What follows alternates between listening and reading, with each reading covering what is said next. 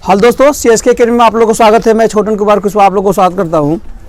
इस एकेडमी के माध्यम से हम लोग साइंस के कक्षा 10 और 12 के प्रकाश पढ़ रहे थे, जिसमें प्रकाश के परावर्तन खत्म करके हम लोग अपवर्तन में चले थे। ठीक है बाबू? अपवर्तन में चले थे। देखिए, अपवर्तन का मतलब होता क्या है? प्रकाश के अपवर्तन, रिफ्लेक्शन ऑफ लाइट, ये है क्या? अपवर्तन का मतलब होता है अप मतलब अंदर जाना, अप डाउन। देखो, up down, up down, up मतलब आना। तो यहाँ देखिए, जब प्रकाश किरण एक माध्यम से दूसरी माध्यम में प्रवेश करता है तो उसके दिशा में होने वाले परिवर्तन प्रकाश के अपवर्तन कहलाता है। फिर समझिए, परावर्तन में टकरा के लौट जाता था, लौटता था कि नहीं बाबू? और अपवर्तन में लौटता नहीं है, वो अंदर चला जाता है। देखिए, प्रकाश किरण हवा से चलकर यहाँ पे टकराने के बाद कहाँ चला गया? अंदर चला गया कि नहीं चला गया? और उसके दिशा में होने वाले परिवर्तन, अब कैसे परिवर्तन हो रहा है? देखिए, इसको सीधे ऐसे आना चाहिए था, सही है ना बाबू? ऐसे आना चाहिए कि नहीं आना चाहिए था? लेकिन यह थोड़ा सा दिशा बदल दिया कि नहीं बदल दिया? फिर देखिए, यानी कि जब प्रकाश किरण हवा से कांच में गया, कांच मतलब जल, जल हो चाहे कांच, तो इसके दिशा में क्या हुआ? परिवर्तन हुआ। इसको सीधे यहाँ से पी से चल के आर की दिशा में जाना चाहिए था, लेकिन इस किस दिशा में चला गया है? क्यू के दिशा में। दिख रहा है ना? यहाँ से फिर प्रकाश किरण जब पी से निकला, यहाँ पे कहाँ से निकला? पी के, तो इसको सीधे ऐसे जाना चाहिए था, इसको, सही ना बाबू? ऐसे जाना चाहिए ना, आर की दिशा में जाना चाहिए, लेकिन किसके दिशा में चला गया? यहाँ से जैसे निकल रहा है तो इसको सीधे ऐसे होनी चाहिए, लेकिन वह वैसे नहीं जाके यहाँ क्या होगा? दूर भाग रहा है कि नहीं भाग रहा है? देखिए, प्रकाश के परावर्तन में दोनों कोण बराबर होता है, लेकिन अपवर्तन में दोनों कोण बराबर नहीं होता। देखो तो यह जितना है उतना है, ज्यादा है कि नहीं है? है ना बाबू? क्योंकि वह सीधा नहीं जाके कहाँ जा रहा है? भाग रहा है। अब इसमें होता क्या है? जब प्रकाश किरण विरल माध्यम से सघन माध्यम में जाती है तो अविलंब की ओर झुक जाती है। ठीक, तो हमको यह क्वेश्चन एग्जाम में 2 नंबर में आता है, प्रकाश के अपवर्तन क्या है? तो आपका डिफिनीशन होगा, जब प्रकाश किरण किसी माध्यम से चलकर, किसी माध्यम से चलती है और किसी माध्यम में प्रवेश करती है तो उसके दिशा में होने वाले परिवर्तन प्रकाश के अपवर्तन कहलाता है। ये दोनों फिगर बना के दर्शा दीजिएगा, आपका 2 नंबर मिल जाएगा। इसके 2 नियम होते हैं। कौन कौन नियम होते हैं? तो प्रकाश के अपवर्तन के 2 नियम होते हैं। आपतित किरण, परावर्तित किरण, आपतन बिंदु पर डाला गया लंब, तीनों एक ही तल में होता है, जैसे प्रकाश का परावर्तन हुआ था। दूसरा नियम जो इसका है, इसका आपतन कोण अपवर्तन कोण के बीच एक संबंध होता है, जिसको स्नेल नामक वैज्ञानिक ने इसको 1621 ईस्वी में खोज किया था, इसलिए इसको स्नेल के नियम कहा जाता है। जिसका मतलब स्नेल को नियम को म्यू से सूत्र किया जाता है। म्यू बराबर होता है साइन आई बटा साइन। इसको याद रखिएगा, यह 1 नंबर में हर साल एग्जाम में पूछा जाता है। म्यू बराबर क्या होता है?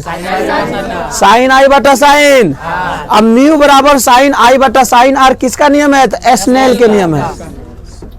प्रकाश के परावर्तन और अपवर्तन कोण के बीच स्नेल महोदय ने 1621 ईस्वी में एक नियम का प्रतिपादन किया था, जिसे स्नेल के नियम के नाम से हम लोग जानते हैं। तो आइए थोड़ा सा नजर डाल लें, माध्यम क्या होता है। देखिए, माध्यम 2 होता है, एक सघन माध्यम होता है और एक विरल माध्यम। सघन माध्यम मतलब डेंसर मीडियम और विरल माध्यम मतलब रेयर मीडियम।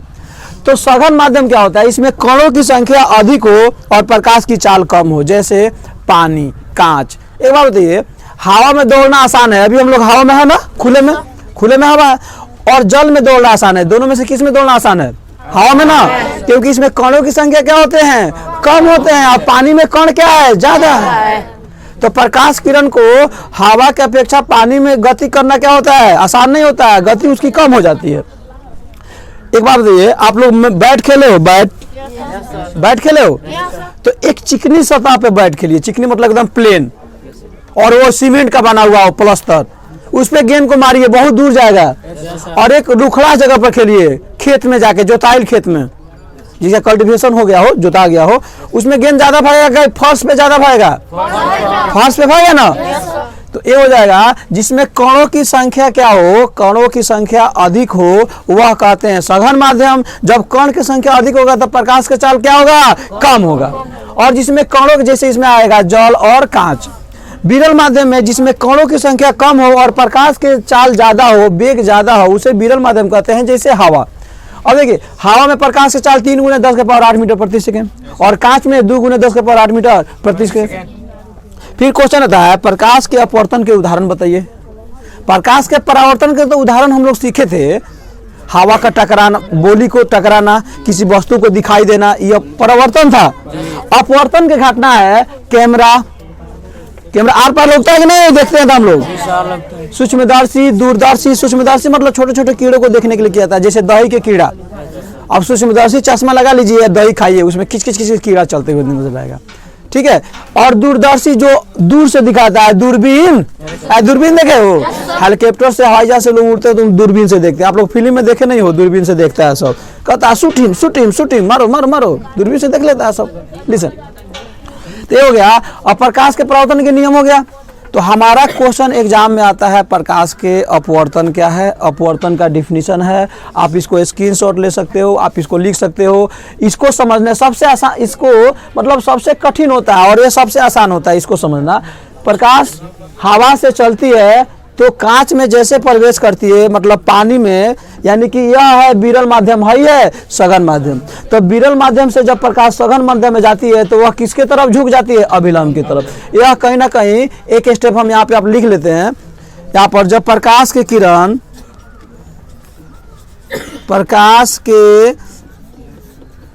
किरण विरल माध्यम से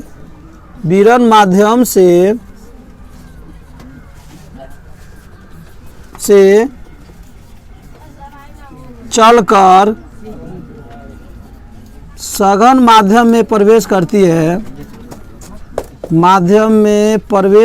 है, तो अभिलंब की ओर झुक जाती है।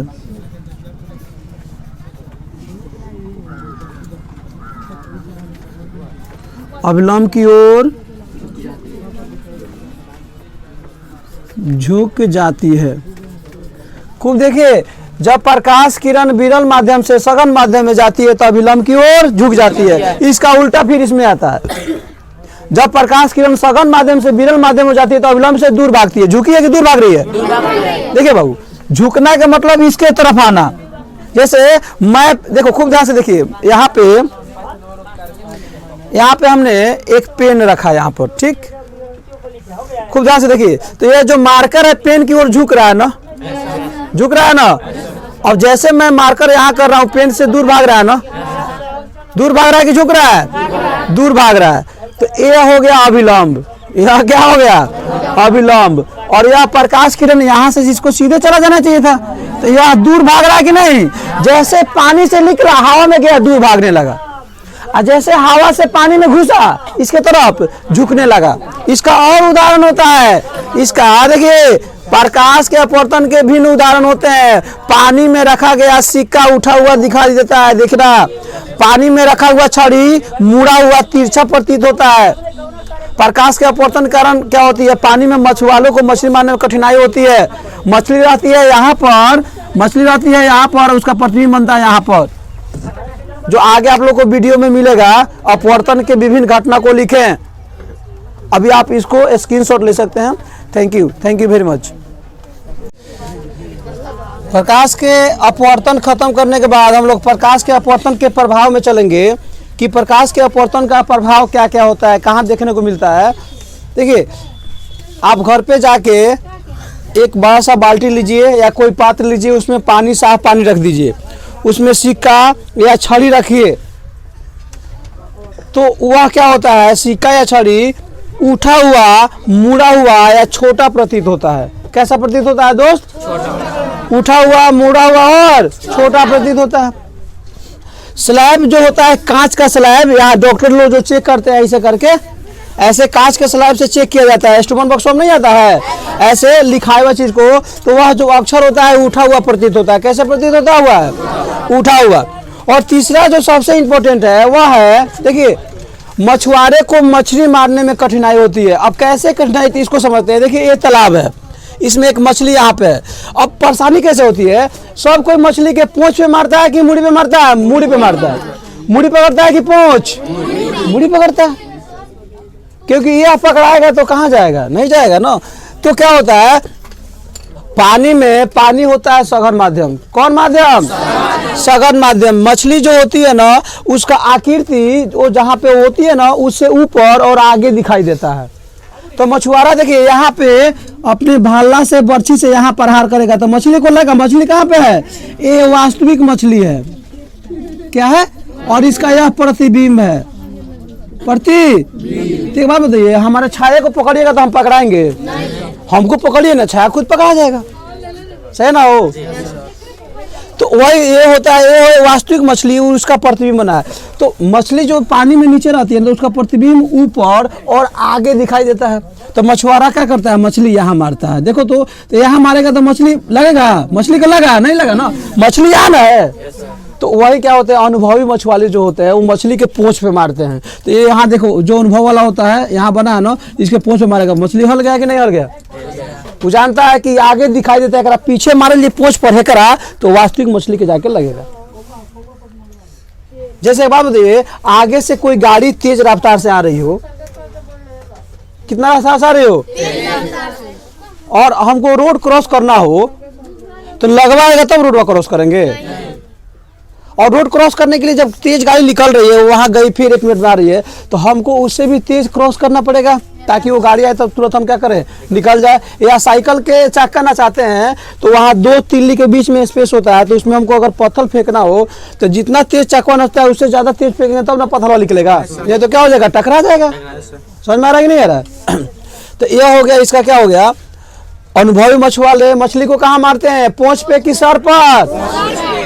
पूंछ पे मारते हैं, यहाँ पर तो कहाँ जाके लगता है, इसके बीच में या सर पे जाके लगता है। तो मछली क्या होता है, आसानी से उस बर्छी से पकड़ा जाती है। तो मछली मारने में कठिनाई हुई कि नहीं हुई? और वहीं जो नया नौसिखुआ मछुआरे होते हैं, इतना बड़ा बड़ा मछली यहाँ दिख रही है, उसका प्रतिबिंब यहाँ बना है, तो उसी को ना मारेंगे, जहाँ प्रतिबिंब दिखाएगा उसी को मारेंगे। मछली एक को दिखाई देगी तो यहाँ मारेंगे, मुड़ी पर खट दे मछली भाग जाएगी। चलिए, अब उसके बाद होता है आवर्तनांक। ये 2 माध्यम के इसमें दिया है कि नहीं, 2 माध्यमों के लिए आपतन कोण की जय अपवर्तन कोण के जय का अनुपात एक नियतांक होता है जिसे हम अपवर्तनांक कहते हैं। अपवर्तनांक ये है क्या, देखिए 2 माध्यम मतलब हवा और पानी। कौन माध्यम? 2। तो 2 माध्यम में क्या आएगा, हवा आएगा और एक पानी आएगा, मतलब सघन माध्यम और विरल माध्यम। ये दोनों माध्यम का अपवर्तनांक जो होता है, दोनों माध्यमों का आपतन कोण की जया अपवर्तन कोण के जया का अनुपात एक नियतांक होता है जिसे हम अपवर्तनांक कहते हैं। और सबका अपवर्तनांक क्या होता है, अलग अलग होता है। जैसे याद देखिए बाबू, हवा का अपवर्तनांक कितना होता है 1.00, जिसको हम 1 भी कह सकते हैं। क्या कह सकते हैं, 1। आपको इसी को याद रखना है। बर्फ का कितना होता है 1.31। पानी का तो आपको याद क्या करना है, जो एग्जाम में पूछा जाता है। इसे देखो, याद 10 के 10 करना है, लेकिन सबसे ज्यादा एग्जाम में इसमें से 2-4 को पूछ में करता है। पानी का अपवर्तनांक कितना होता है 1.3। अल्कोहल का 1.36। किरोसिन, अल्कोहल मतलब होता है दारू, नशा। अल्कोहल मतलब दारू।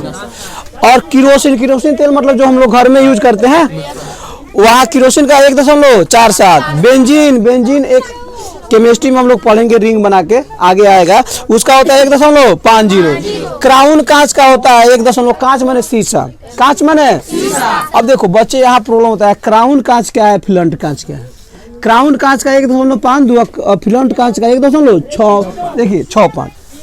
क्राउन कांच जो होता है ना, वह शीशा होता है, जिसमें शीशा का बोयाम देखे हो, जिसमें हम कोई सामान रखते हैं, अचार, सही है ना।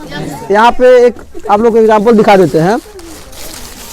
यह क्राउन कांच है, किसका उदाहरण है, क्राउन कांच का ये उदाहरण है। मतलब कोई शीशा हो गया जिसमें हम कोई वस्तु रखते हैं, वो क्राउन कांच होता है। कौन कांच होता है?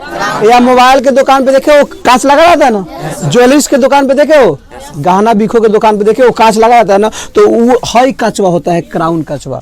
फिलंट कांच का होता है, कैमरा में लगा रहता है, दूरबीन में लगा रहता है। समझ में आ रहा है कि नहीं आ रहा है?